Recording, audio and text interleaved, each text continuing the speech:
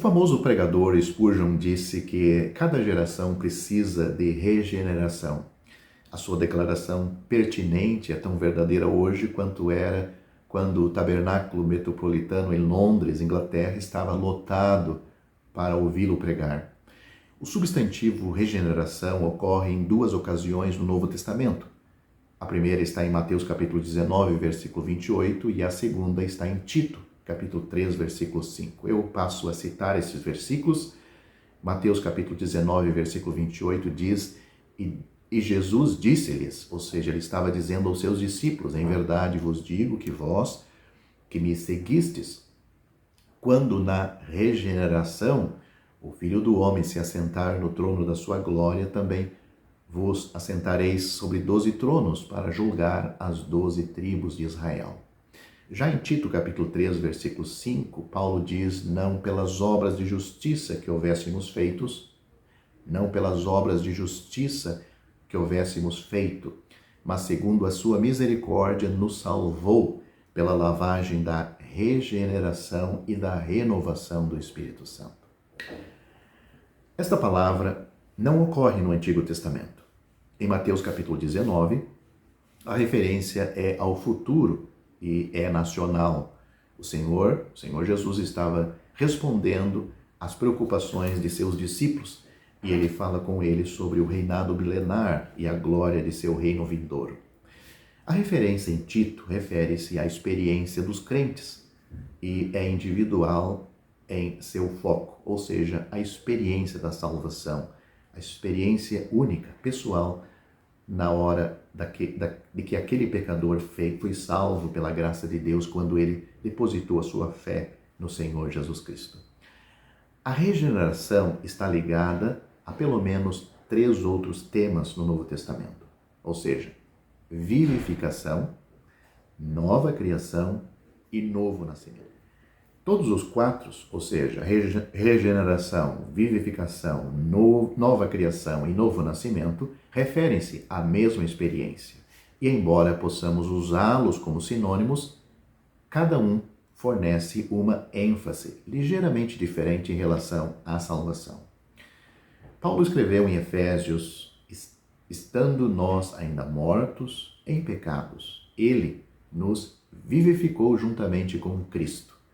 Pela graça sois salvos. Efésios capítulo 2, versículo 5. Vivificação enfatiza a nova vida concedida ao crente em contraste com seu antigo estado de morte espiritual. Em 2 Coríntios capítulo 5, versículo 17, nós lemos: portanto, se alguém está em Cristo, nova criatura ou criação é, apresentando-nos nossa nova posição. Antes da conversão, éramos vistos como estando em Adão, o primeiro Adão. 1 Coríntios capítulo 15, versículo 22, agora estamos em Cristo, o último Adão. O terceiro termo, ou seja, o novo nascimento, algo que encontramos em João capítulo 3, e principalmente o versículo 3, não apenas enfatiza a nossa nova vida, mas também implica novos vínculos com outras pessoas no reino e na família de Deus. A regeneração é distinta de tudo isto, pois nos introduz em um novo estado. Como observa muito bem Vine em seu dicionário, ele diz assim, abre aspas, o novo nascimento e a regeneração não representam estágios sucessivos na experiência espiritual, mas referem-se ao mesmo evento visto em diferentes aspectos. O novo nascimento enfatiza a comunicação da vida espiritual em contraste com a morte espiritual antecedente. A regeneração enfatiza o início de um novo estado de coisa em contraste com o antigo. Daí a conexão do uso da palavra com sua aplicação a Israel em Mateus capítulo 19, versículo 28. Em Tito capítulo 3, versículo 5, lemos: ele nos salvou pela lavagem da regeneração e da renovação do Espírito. O antecedente de ele é encontrado no versículo 4, aí de Tito. mas depois disso apareceu a benignidade, o amor de Deus, nosso Salvador, para com os homens. Esta é uma referência direta ao Pai, direta a Deus, o Pai. O título Deus, nosso Salvador, é dado a ele 5 vezes nas cartas pastorais. A única outra ocorrência direta do título ocorre no livro de Judas, versículo 25. É bom saber e considerar que nosso Deus é um Deus salvador. Nesta era, ele não está agindo em julgamento sobre os ímpios, mas deseja a salvação de todos os homens. 1 Timóteo capítulo 2, versículo 4. Notamos também a regeneração do Espírito Santo, que abundantemente derramou sobre nós. Tito capítulo 3, versículos 5 e 6. Alguns consideram isso uma referência a Atos capítulo 2, até o dia de Pentecostes, apoiando isto pelo fato de que a palavra derramar, no versículo 6, é usada em Atos capítulo 2, versículo 33, também sendo traduzido como derramar em Atos capítulo 2, versículos 17 e 18. O contexto de Tito capítulo 3, versículos 5 a 7, vincula a renovação do Espírito Santo à conversão, de modo que a frase derramou abundantemente sobre nós vincula-se ao mesmo momento. O Espírito Santo é dado ricamente ou abundantemente a cada crente no momento de sua conversão. Você pode ler isto em Efésios capítulo 1, versículo 13 e Gálatas capítulo 3, versículo 2. Isso deixa claro que não precisamos de outra experiência após a conversão para receber a abundância da habitação do Espírito Santo. O Senhor Jesus também é mencionado em Tito capítulo 3, versículos 5 a 7, como agente responsável pelo envio do Espírito Santo. No cenáculo, ele revelou a vinda do Espírito Santo a seus discípulos. Convém-vos que eu vá, disse ele, porque se eu não for, o Consolador não virá a vós, mas se eu for, vô-lo enviarei. João capítulo 16, versículo 7. A descida do Espírito Santo ocorreu 10 dias após a ascensão do Senhor Jesus. Atos capítulo 2, versículos 1 ao 4. O pecador, quando é salvo, experimenta a purificação de seus pecados pela lavagem da regeneração. Tito capítulo 3, versículo 5.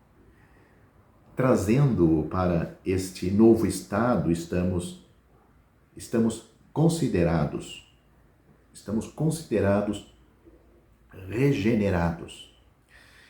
Uma ilustração dessa lavagem é encontrada em João capítulo 3. O Senhor Jesus havia deixado suas vestes de lado e se inclinou para lavar os pés dos discípulos. Pedro,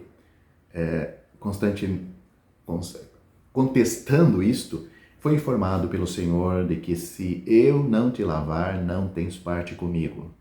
Isso está em João capítulo 13, versículo 8. Imediatamente Pedro oscila para o outro extremo. Ele disse, Senhor, não somente meus pés, mas também minhas mãos e minha cabeça. Isso está no versículo 9 deste capítulo. O Senhor respondeu, quem já se lavou não necessita senão de lavar os pés. Isso ele respondeu no versículo 10. Duas lavagens diferentes estão em vistas nestes versículos. A primeira palavra significa banhar-se por inteiro. A segunda significa lavar parte do corpo. Há uma lavagem de uma vez por todas, ilustrada também em Levítico capítulo 8, versículo 6, que não precisa ser repetida. E é a isto que Tito se refere como a lavagem da regeneração. Ou seja, uma pessoa salva uma vez, ela não precisa salvar-se novamente, porque ela nunca vai perder essa salvação. No momento que a pessoa é salva, ela é regenerada definitivamente.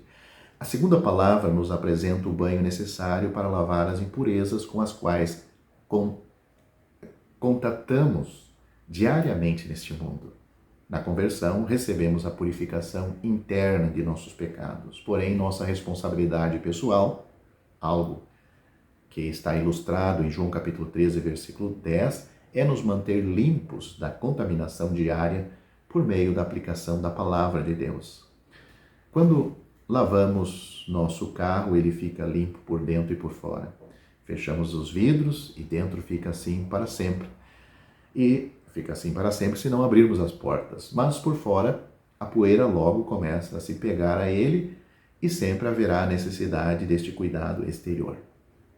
Tito, capítulo 3, do versículo 4 ao 7, forma uma frase no texto grego na qual 7 coisas são ali delineadas para nós. Diz assim: mas quando apareceu a benignidade, o amor de Deus, nosso Salvador, para com os homens, não pelas obras de justiça que houvéssemos feito, mas segundo a sua misericórdia nos salvou pela lavagem da regeneração e da renovação do Espírito Santo, que abundantemente ele derramou sobre nós por Jesus Cristo, nosso Salvador, para que, sendo justificados pela sua graça, sejamos feitos herdeiros segundo a esperança da vida eterna.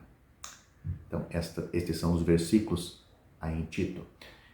A última delas nos apresenta a nossa herança, para que, tendo sido justificados por sua graça, nos tornemos herdeiros segundo a esperança da vida eterna. É interessante notar que esta passagem está ligada a Tito capítulo 1, do versículo 1 ao 3, e a Tito capítulo 2, do versículo 11 ao 14. E cada um deles, ou em cada um deles, vemos o passado, o presente e o futuro. Cada um menciona o assunto da esperança, esperança da vida eterna, Tito capítulo 1, versículo 2. Aguardando a bem-aventurada esperança, Tito capítulo 2, versículo 13. E na passagem que estamos considerando, herdeiros segundo a esperança da vida eterna, Tito capítulo 3, versículo 7. A regeneração nos trouxe a um novo estado e temos a perspectiva da glória futura como herdeiros. 1 Pedro capítulo 1, versículo 4.